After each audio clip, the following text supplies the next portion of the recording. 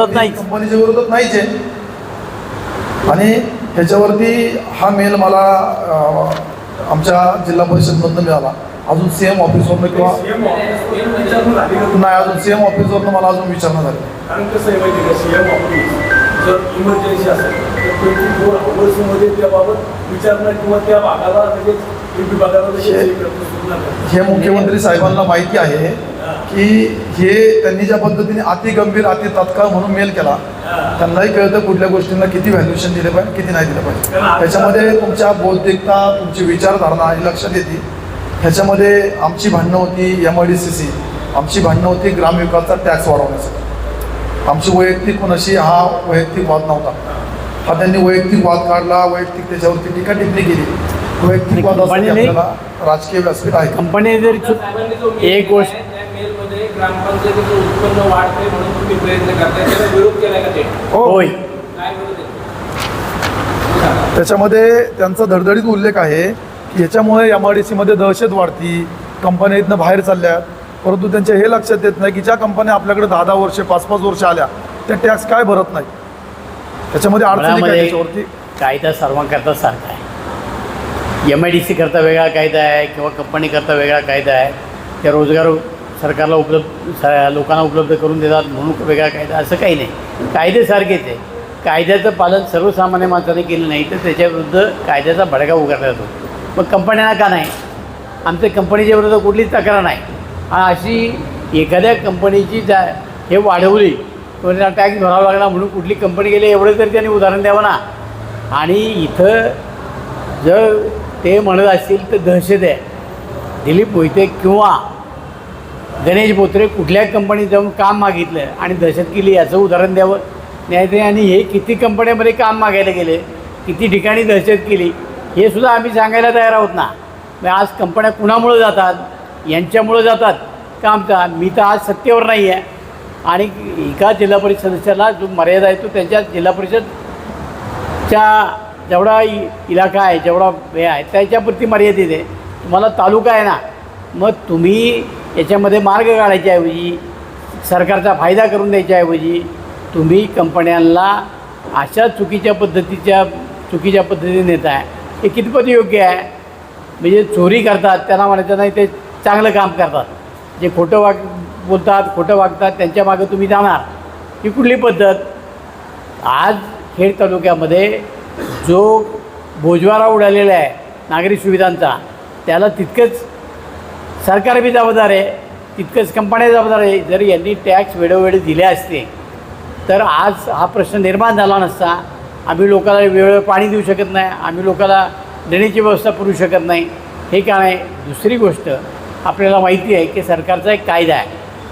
जर नगरपालिका असेल आणि त्याला खेटून जर आजूबाजूची गाव वाड्या वस्त्या असतील त्याला पाणी द्यायचं, नगरपालिका असेल तर आजूबाजूच्या गावाला पाणी द्यायचं. तसंच MIDCला सुद्धा त्या ठिकाणच्या आजूबाजूच्या लोकांना रस्ते, पाणी, लाईट देण्याच्या संदर्भामधल्या सुद्धा रूल्स आहेत. मग कुठल्या MIDCने का ते फॉलोअप केले नाही? आज MIDCमध्ये काम करणारे कर्मचारी हे आजूबाजूच्या गावामध्ये राहतात, आजूबाजूच्या लोकांना त्याचा त्रास होतो आहे आणि म्हणून तुमच्या MIDCसुद्धा काही दायित्व आहे, ते MIDCने का पार पाडलं नाही? दुसरी गोष्ट, आज MIDCचा पूर्वीचे नकाशे माझ्याकडे आहेत, पूर्वीचे, आणि त्याच्यामध्ये एवढे फेरबदल MIDCने केले आहेत त्याच्यावर तुम्ही बरेच शब्द बोलत नाही. तिथल्या MIDCने सगळ्या ओपन स्पेस खाऊन टाकल्या, तिथल्या ॲम्युनिटी स्पेस सगळ्या काढल्या. अशा अनेक गोष्टी आहेत की जिथं पूर्वी कुठेही प्लॉट दाखवले नव्हते तिथं आता छोटे छोटे 5-5, 10-10 गुंठ्यांचे प्लॉट काढले गेले. जे लोक वर्षानुवर्षे लाईनमध्ये आहेत त्यांना सोडून दुसरे भलत्याच व्यक्तींना दिलेत. त्या विषयावर त्यांनी बोलावं. आजपर्यंत आम्ही या सगळ्या गोष्टीवर बोललेल्या आहे. आणि हे सगळं झाल्यानंतर जर तुम्ही म्हणत असाल की बुवा इथले कारखानदार नाराज होतील, ते दुसऱ्या राज्यामध्ये जातील, त्यांचा गैरसमज आहे, त्यांना माहिती कमी आहे. आज उलटे गुजरात, दिल्ली किंवा उत्तर प्रदेशामध्ये ज्या लोकांनी आवर्जून कंपन्या काढल्या ते सगळे लोक तिकडच्या कंपन्या बंद करून परत महाराष्ट्रात आले. महाराष्ट्रासारखं, पुणे जिल्ह्यासारखं आणि त्यात चाकण सारखं चांगलं शहर कुठलं नाही. इथं उद्योगाला पूरक अशा प्रकारचं वातावरण आहे. एखादी गोष्ट जर चुकीची घडली त्याचा अर्थ सगळं वाईट आहे असं काढता येत नाही. शेवटी त्याच्यामध्ये कंपन्यांच्या सुद्धा चुका आहेत. त्या चुकातली पहिली चूक मी तुम्हाला या निमित्तानं सांगतो, ज्या कॉलिवर्शनमधल्या कंपन्या आहेत त्या परदेशी कंपन्या आहेत. या कंपनीने इथे MD ठेवलेले असतात आणि परदेशामध्ये युनियन भानगडी अशा काही प्रकार नसतात आणि ते त्या MDला सांगतात आम्हाला इथे युनियन नको, भानगड नको, काय नको. मग इथला MD म्हणजे स्क्रॅपचं कॉन्ट्रॅक्टर असेल ते आपल्या मर्जीतला माणसाला देतो, त्याच्यामध्ये काही चिरीमिरी काढतो, इथल्या गुंडांना हप्ते देण्याचं काम करतो, पोलिसांना हप्ते देण्याचं काम करतो. अनेक चुकीचे प्रकार ते करतात, त्याच्याकडे कोणीच लक्ष देत नाही.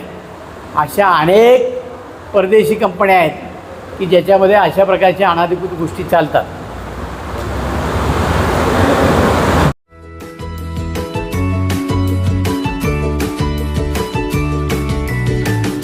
बातम्या शेतीच्या, बातम्या मातीच्या, बातम्या अन्यायाच्या, गुन्हेगारीच्या,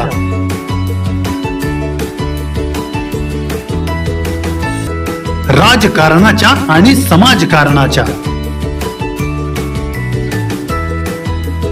शोषणाविरुद्ध बुलंद आवाज, जनसामान्यांच्या हुंकाराची गाज, सत्कार्याला प्रोत्साहन, दुष्कृत्याला अनुशासन, निर्भीड, निस्पृह, सडेतोड, बेधडक आणि रोखठोक म्हणजेच विघ्नहर टाइम्स. शोध बातमीचा, ध्यास सत्याचा.